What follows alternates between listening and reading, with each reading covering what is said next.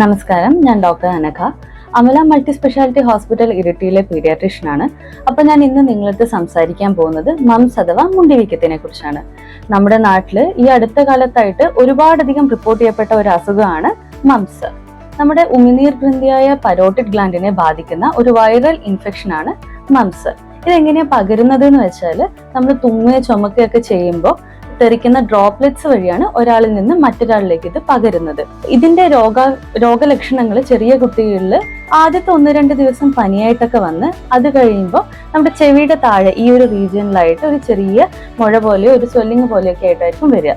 ചില കുട്ടികളിലാണെങ്കിൽ ഇത് കാരണം തുപ്പലിറക്കാൻ പോലും ഒരു ബുദ്ധിമുട്ട് കാണാറുണ്ട്. പക്ഷേ അപൂർവം ചില കുട്ടികളിൽ ഇതിന്റെ കോംപ്ലിക്കേഷൻസ് ആയിട്ട് പാൻക്രിയാസിന് വീക്കം, തലച്ചോറിനെ ബാധിക്കുന്ന പനി, നമ്മുടെ ചെവിയുടെ കേൾവിക്കുറവ്, പിന്നെ അതേപോലെ തന്നെ ആൺകുട്ടികളിൽ ചിലപ്പോൾ മണിയുടെ വീക്കം, ഇതൊക്കെ കാണാറുണ്ട്.